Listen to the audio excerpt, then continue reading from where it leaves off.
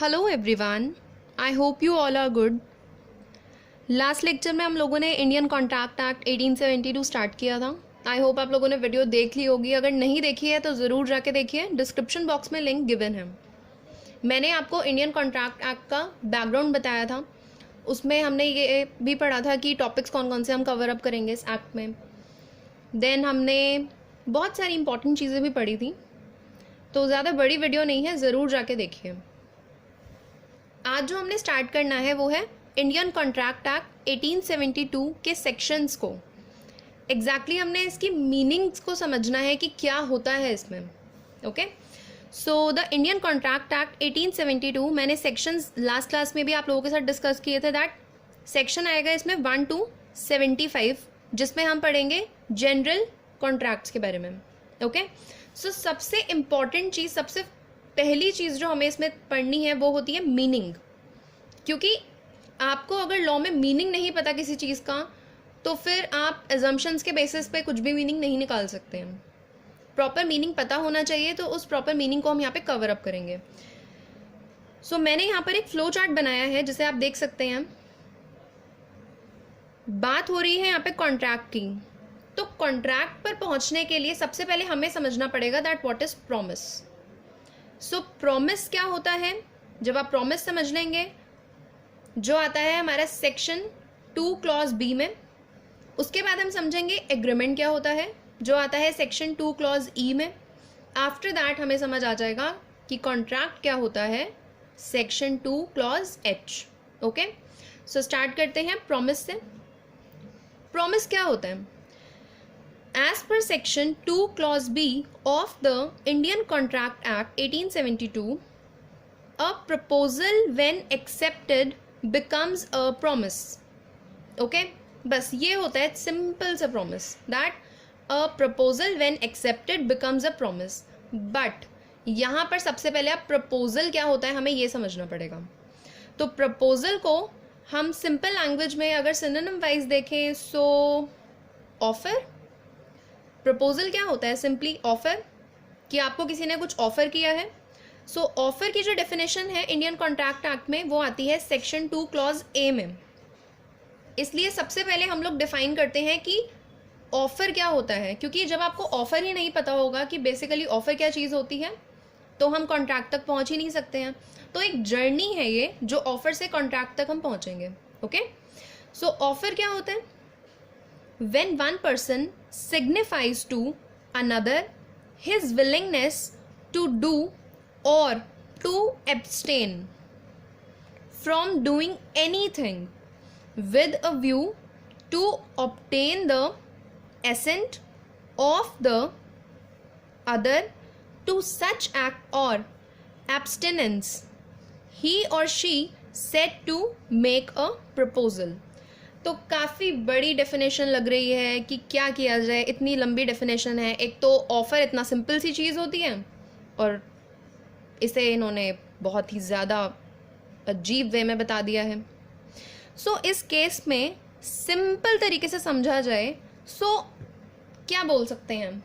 एक पर्सन जो सिग्निफाई कर रहा है, बता रहा है दूसरे पर्सन को अपनी विश कि वो कुछ करना चाहता है या नहीं करना चाहता है, उसके साथ में वो दूसरे पर्सन को कुछ ऑफर कर रहे हैं। फॉर एग्जाम्पल, अगर मैं शॉपकीपर के पास गई हूँ और अगर मैंने ये कहा है कि मुझे एक शर्ट चाहिए, तो ये जो मैंने अपनी तरफ से इनिशिएट किया है कि मुझे एक शर्ट चाहिए, दैट इज़ द ऑफर। ये मैंने अभी जस्ट उसे ऑफर दिया है कि अगर आप मुझे शर्ट देंगे तो। अब ये तो हमारा नेक्स्ट पोर्शन में आता है, जो ऑफर के बाद हम समझते हैं। ठीक है, सो ऑफर सिंपल सी बात है, when one person signifies to another his willingness to do और to abstain from doing anything, okay, with a view to obtain the assent of that other to such act और abstinence. या तो करना है या फिर नहीं करना, दोनों के लिए ही एक तरीके का ऑफर होता है। मोस्ट ऑफ द केसेस में हम उसे पॉजिटिवली लेते हैं कि ऑब्वियसली अगर आप शॉपकीपर के पास गए हो तो आपने कहा है कि आपको अगर एक शर्ट चाहिए, तो ये जस्ट आपने अपनी तरफ से उसे प्रपोजल दिया है कि आप खरीदना चाहते हैं।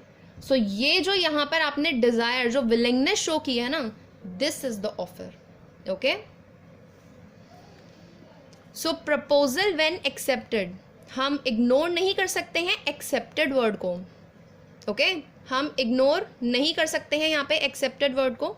सो a proposal when accepted, proposal तो चलो हमने समझ लिया है, नाउ एक्सेप्टेड क्या होगा।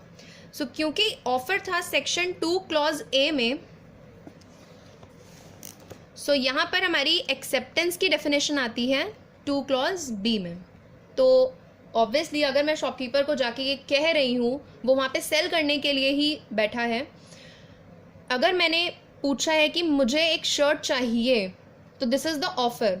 अगर वो एक्सेप्ट कर लेता है तो वो हो गई एक्सेप्टेंस। तो पढ़ते हैं, when the person to whom the proposal is made signifies his or her assent or approval thereto, the proposal is said to be accepted. Simple. The person to whom the proposal is made, मतलब shopkeeper को मैंने proposal दिया है ना, तो वो person है, shopkeeper ही वो पर्सन है to whom the proposal is made। और जब वो अपनी अप्रूवल दे देगा कि ओके मैं आपको शर्ट प्रोवाइड करवा देता हूँ, मैं आपको शर्ट दे देता हूँ, तो उस केस में वो हो गया एक्सेप्टेंस। क्लियर?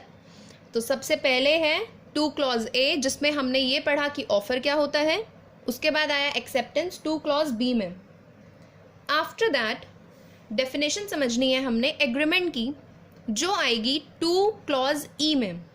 ठीक है, so as per section 2 clause E of the Indian Contract Act 1872, every promise and set of promises forming the consideration for each other।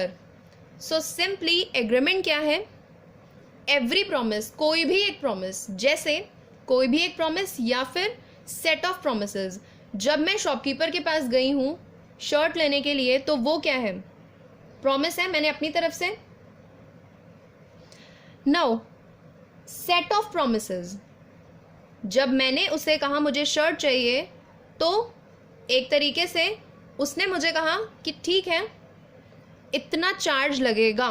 Suppose अगर उस शर्ट का प्राइस है 5000, तो जब मैंने उसे एक तरीके से ऑफर दिया और उसने मुझे कहा कि ठीक है इसकी इतनी कंसिडरेशन लगेगी, that means something in return. Consideration का मतलब होता है समथिंग इन रिटर्न।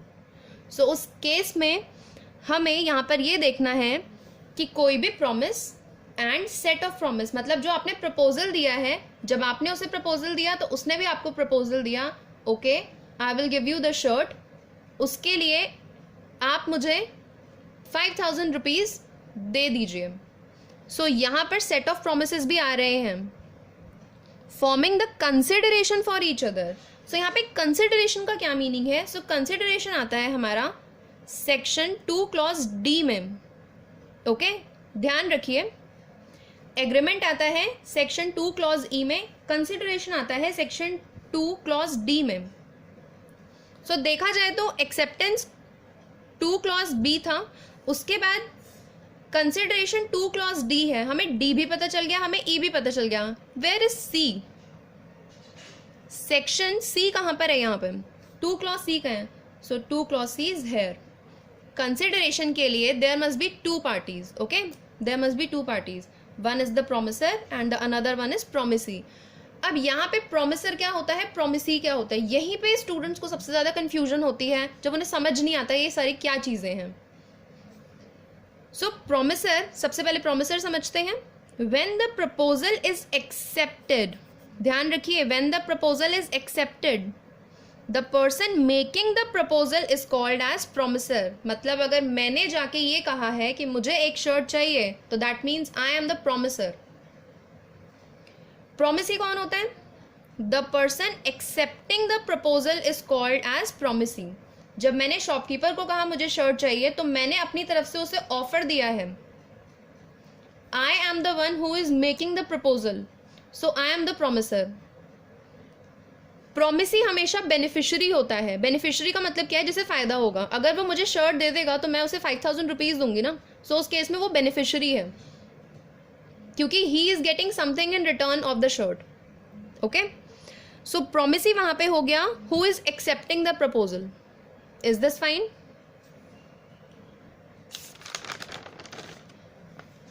नाउ अब अगर हम कंसिडरेशन को समझते हैं, so what is basically the consideration? What is basically the consideration? क्योंकि अभी तक हमने कंसिडरेशन को अच्छे तरीके से डिफाइन नहीं किया। ओके, हमने सबसे पहले ये देखा था कि एग्रीमेंट क्या होता है। आफ्टर दैट हमने कंसिडरेशन का वर्ड यहाँ से लिया, उसे हमने दो लोगों से रिलेट किया, प्रोमिसर एंड प्रोमिसी से, बट कंसिडरेशन का मीनिंग हमने अभी तक डिस्कस नहीं किया। सो अब कंसिडरेशन का मीनिंग डिस्कस करते हैं। फाइन, सो कंसिडरेशन क्या होती है? As per section 2 clause D of the Indian Contract Act 1872, when at the desire of the promisor, promisor के डिजायर पे, the promisee or any other person has done or abstain from doing or does or abstains from doing or promises to do or to abstain from doing something, such act or abstinence or promise is called the consideration for the promise. ओहो ma'am, क्या समझा दिया? इतनी लंबी definition कैसे समझ आएगी? काफ़ी इजी है समझना। कंसिडरेशन के मीनिंग के लिए सबसे पहले वो दो लोग समझ में आने चाहिए थे आपको, जो मैंने अभी अभी समझाए हैं। One is the promisor and the another one is the promising. So हम कंसिडरेशन की जो डेफिनेशन है, इसके बेसिस पे एक एग्जाम्पल मैंने यहाँ पे सेट किया हुआ है। एग्जाम्पल को समझते हैं। सो एग्जाम्पल को समझने के लिए सबसे पहले यहाँ पर देखिए, there is a person A and there is a person B. Okay, इन दोनों के बीच में यहाँ पे एक ऑफर एंड एक्सेप्टेंस शो हो रही है। ठीक है, इन दोनों के बीच में एक ऑफर एंड एक्सेप्टेंस शो हो रही है। दैट ए और बी के बीच में अगर ऑफर हो रहा है, सो सबसे पहले क्या है, जो ए पर्सन है उसने बी को कहा कि मुझे एक बुक चाहिए। ठीक है, मुझे एक बुक चाहिए। सो यहां पर ऑफर कौन दे रहा है? Obviously A person. A person अगर ऑफर दे रहा है, so he will become the offerer. Okay, he will become the offerer. और यहां पर क्योंकि बी को ऑफर दिया जा रहा है, तो ये हो गया ऑफरी। सो ये हो गया, ए पर्सन ऑफरर है, बी पर्सन है ऑफरी। अब ए ने क्या कहा है, अगर तुम मुझे बुक दे देते हो तो मैं तुम्हें उसके लिए 2000 रुपीज़ दे दूंगी, क्योंकि बुक का प्राइस 2000 है। ओके, अब यहाँ पे समझने वाली बात क्या है, ऐसा नहीं है कि जो पर्सन ऑफरर है वो प्रोमिसर है और जो पर्सन ऑफरी है वो पर्सन प्रोमिसी है। ऐसा कुछ नहीं है, कंसेप्ट समझने वाली बात है। सो यहाँ पर ऑफरर और ऑफरी क्या है, इसने सिर्फ उसे प्रपोजल दिया बी को। ठीक है, बी को सिर्फ प्रपोजल दिया है, क्योंकि इसने प्रपोजल दिया है तो ये हो गया ऑफरर और ये हो गया ऑफरी। लेकिन प्रॉमिस का मीनिंग अभी हमने पीछे देखा था क्या था। ठीक है, अब यहां पर देखा जाए तो इसके दो पार्ट्स हैं। आप ये नहीं बोल सकते कि ए प्रोमिसी है या फिर ए प्रोमिसर है या फिर बी प्रोमिसी है या फिर बी प्रोमिसर है। तो इसको समझने के लिए मैं यहाँ पे आपको दो पार्ट्स में समझाती हूँ। दैट ए और बी के केस में सबसे पहले क्या है, ए ने यहाँ पर बी को ये कहा कि मैं आपको 2000 रुपीज़ दे दूंगी। तो यहाँ पर जब 2000 रुपीज़ ए के थ्रू बी को पे किए जा रहे हैं, सो कंसिडरेशन किसको मिल रही है, समथिंग इन रिटर्न किसको मिल रहा है, बी को। मैंने आपको कहा था समथिंग इन रिटर्न जिसको मिलता है, जो प्रोमिसी होता है वो बेनिफिशियरी होता है। सो इस केस में बी हो गया हमारा प्रोमिसी बेनिफिशियरी, ए हो गया प्रोमिसर। ठीक है,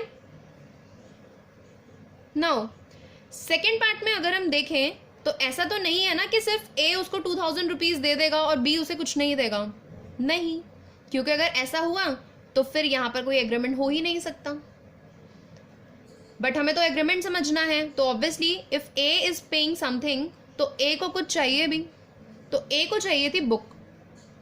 सो उस केस में जब बी ने ए को पे किया, अब यहां पर देखा जाए तो who is getting that something in return? A. जो समथिंग इन रिटर्न मिलता है, जिसे मिलता है, वो होता है हमारा बेनिफिशियरी। तो यहां पर इस केस में क्योंकि बी ए को बुक दे रहा है, A is getting something, that means A is the beneficiary. That means ये इस केस में हो गया प्रोमिसी। और बी जो है क्योंकि वो उसे प्रोवाइड करवा रहे हैं, सो वो हो गया प्रोमिसर। सो इस एक केस में हमने यहाँ पर दो चीजें सीखी हैं, एक एग्जाम्पल में दो चीजें, that A can be the promisor as well as promisee, and similarly B can be the promisor as well as promisee. So simple तरीके से जो मैंने आपको यहाँ पर समझाया है, this is the same definition, that when at the desire of the promisor, obviously इन दोनों की डिजायर होनी चाहिए। अगर ये इसे बुक दे रहा है तो इसकी डिजायर होनी चाहिए कि ये भी उसे 2000 पे करेगा। सो डिजायर होनी चाहिए दोनों केसेस में, the promisee or any other person, कोई भी हो, has done or abstain from doing, or does और एब्सटेन्स फ्रॉम डूइंग, और प्रोमिसेस टू डू, प्रॉमिस करे, या फिर जो काम उसने कहा है वो मना भी कर सकता है, तो उस केस में नहीं होगा ऐसा कुछ। Or to abstain from doing something such act, और एब्सटेनेंस हो सकता है कि जो एग्रीमेंट है वो बनाया इसलिए जा रहा हो कि आप किसी को रोको कि ऐसा मत करो कुछ, ओके। और promise is called a consideration for the promise. तो कंसिडरेशन जो होती है वो प्रॉमिस की होती है। इन अदर वर्ड्स, कंसिडरेशन को सिंपल तरीके से समझना है तो this is something in return, okay. At last हम पहुंचते हैं यहाँ पे कॉन्ट्रैक्ट की डेफिनेशन पे। सो हमने कंसिडरेशन पढ़ा सेक्शन 2 क्लॉज डी में, कॉन्ट्रैक्ट है हमारा सेक्शन 2 क्लॉज एच में of the Indian Contract Act. So as per the section 2 clause H of the Indian Contract Act, an agreement enforceable by law is a contract. Agreement enforceable by law मतलब agreement तो बन गया, offer भी हो गया, accept भी हो गया, कंसिडरेशन भी हो गई है, बट बात है एनफोर्सिएबल की, मतलब एक ऑब्लिगेशन है। आप लॉ के सामने तो दिखा दो ना कि ए आपके 2000 रुपए लेके भाग गया, लेकिन उसने आपको कुछ दिया नहीं है, तो लॉ के सामने जिस चीज को आप दिखा सकते हो वो होती है एक्चुअली कॉन्ट्रैक्ट। आप सिर्फ एग्रीमेंट को जाके नहीं दिखा सकते हो, agreement must be enforceable by law, वो होगा आपका contract. So there must be an agreement and it should be enforceable by law. ऐसा कुछ होना चाहिए आपके पास कि आप इम्पोज कर सको दूसरे पर्सन पे कि मैंने इसको पे कर दिया है, लेकिन इसने मुझे इन रिटर्न कुछ नहीं दिया, ओके। जैसे सपोज करो कि एक पर्सन है ए और एक पर्सन है बी। ए ने कहा बी को कि मैं आपको 20,000 रुपीज पे कर देता हूं अभी, आप मुझे आज से 5 डेज बाद मेरी बुक्स डिलीवर कर देना। ए ने पैसे दे दिए हैं, और ऑब्वियसली अगर पैसे दिए हैं तो बी ने ए को एक रिसीट प्रोवाइड करवाई होगी, तो वो जो रिसीट है वो एक तरीके का क्या है, प्रूफ है कि ए ने इसको पे किए हैं, उसके ऊपर लिखा होगा अगेंस्ट बुक्स। सो यहाँ पर बी ने ए को 5 डेज बाद बुक्स प्रोवाइड करवानी थी, अगर तो प्रोवाइड करवा दी 5 डेज बाद देन नो इशू, बट अगर प्रोवाइड नहीं करवाई है वहां पे इशू होगा। सो ही कैन एनफोर्स दिस अगर कोई कॉन्ट्रैक्ट बना हुआ है तो इस बात को काफी अच्छे से समझिए। मैंने यहाँ पे आज सारी डेफिनेशंस क्लियर नहीं करवाई हैं, कुछ डेफिनेशंस क्लियर करवाई हैं, क्योंकि मैंने लास्ट क्लास में भी कहा था अगर मैं सब कुछ एक साथ समझा दूंगी तो कोई फायदा नहीं होगा, थोड़ा थोड़ा करके पढ़ेंगे, कवर अप हो जाएगा, ओके।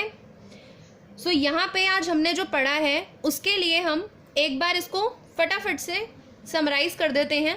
सबसे पहले हमने पढ़ा था section 2 clause A, section 2 clause A जब हमने पढ़ा तो हमने उसमें पढ़ा offer, okay, section 2 clause A offer, then section 2 clause B हमने पढ़ा एक्सेप्टेंस, सेक्शन 2 क्लॉज सी इसने प्रोमिसर प्रोमिसी दोनों को डिफाइन करा है, सेक्शन 2 क्लॉज सी ने प्रोमिसर प्रोमिसी को डिफाइन करने के बाद हमारे पास आता है section 2 clause D which is the consideration. जब कंसिडरेशन बन गई है उसके बाद बन जाएगा एग्रीमेंट, क्योंकि ऑब्वियसली आपको कुछ मिलेगा इन रिटर्न, कुछ कंसिडरेशन मिलेगी तभी आप कुछ करोगे, तो वो एग्रीमेंट बन गया। बट एग्रीमेंट अभी भी अधूरा होगा, एनफोर्सिएबल बाय लॉ की ज़रूरत है। तो जब सेक्शन ई हो जाएगा तो सेक्शन एच आता है उसके बाद, ओके, सेक्शन एच आता है। ऐसे कैसे मैम? सेक्शन ई के बाद तो सेक्शन एफ और जी भी आना चाहिए, बिल्कुल आना चाहिए। बट यहाँ पर जो हमारी सीक्वेंस चल रही है उसमें हम सेक्शन ई के बाद सेक्शन एच पढ़ते हैं। बाकी के जो 2 सेक्शंस हैं उसके लिए आप नेक्स्ट वीडियो का वेट करिए। इस वीडियो को लाइक करिए अगर आपको अच्छी लगी है तो, आपके लाइक से पता चलता है मुझे कि मेरी वीडियोस आप लोगों को अच्छी लग रही हैं। सो लाइक ज़रूर करिए, वीडियो को शेयर ज़रूर किया कीजिए अपने बाकी फ्रेंड्स के साथ, क्योंकि आपको पता है ये टाइम ऐसा चल रहा है जिसकी वजह से हम काफ़ी ऐसे लोग हैं हमारी सोसाइटी में जो डिप्राइव्ड हो रहे हैं एजुकेशन से। सो शेयर करिए उन लोगों के साथ, उन लोगों तक वीडियो पहुंचाइए ताकि वो लोग भी पढ़ सकें आप लोगों की तरह। सो नेक्स्ट वीडियो का वेट करिए। लास्ट वीडियो को ज़रूर देखिए जो प्रीवियस वीडियो बनाई थी, डिस्क्रिप्शन बॉक्स में लिंक गिवन है। नेक्स्ट वीडियो में हम लोग मिलते हैं, तब तक के लिए stay safe, stay motivated and keep studying. Bye.